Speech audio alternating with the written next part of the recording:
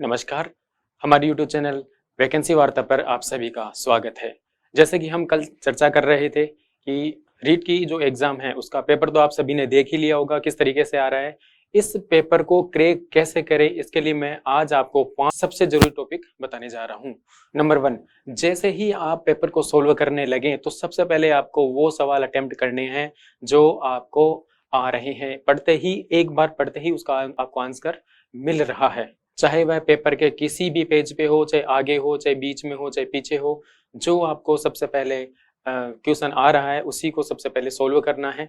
Point number 2, आजकल exam का pattern बदल गया है और स्टेटमेंट या जिनको हम कहें कथन निष्कर्ष वाले प्रश्न बहुत ज्यादा आ रहे हैं। ऐसे में हमें टॉपिक की गहरी और ऑथेंटिक सोर्स से जानकारी होना बहुत जरूरी है और डेटा की कंसिस्टेंसी और साथ ही सही डेटा का पता होना भी बहुत जरूरी है। वहीं कथन और निष्कर्ष के सवालों में सवाल एक होता है लेकिन 4 ऑप्शनों में वो 4 आपसे बातें पूछ लेता है और आपको कंफ्यूज कर देता है। ऐसे में आपको किसी भी विषय की या टॉपिक की बहुत गहरी जानकारी होना बहुत जरूरी है।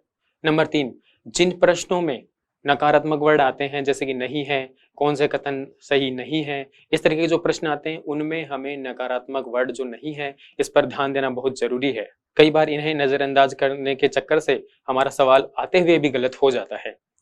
नंबर 4, अगर आप कोट वाले प्रश्न सोल्व कर रहे हैं तो उनमें हमें जो जरूरी बात ध्यान में रखनी है वो ये है कि हमें यहाँ टाइम बचाना है। टाइम मैनेजमेंट हम कैसे करेंगे? सबसे पहले जो 4 ऑप्शन है, 4 ऑप्शन में से पहला ऑप्शन उठाएंगे और चेक करेंगे वो कहीं मैच हो रहा है क्या। उसके बाद फिर दूसरा ऑप्शन मैच करेंगे, वो कहीं सेट हो रहा है क्या। अगर इन चारों में से कोई भी 2 रेंडमली अगर आपसे ऑप्शन में मैच हो रहे हैं, सामने वाले ऑप्शन से मैच हो रहे हैं, तो हमें यह उत्तर ऑप्शन में चेक करना होगा।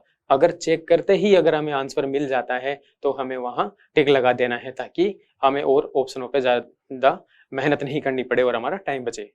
नंबर 5, योजना और खेल खिलाड़ी से संबंधित सवालों को सोल्व करने के लिए हमें सबसे पहले ये देखना है कि जो योजनाएं हैं उनकी जो आरंभ वर्ष, इनकी थीम याद होना बहुत जरूरी है। खेल और खिलाड़ी वाले प्रश्नों में डेटा 3 से 4 साल आगे और 3 से 4 साल पीछे वालों में भी पूछा जा रहा है।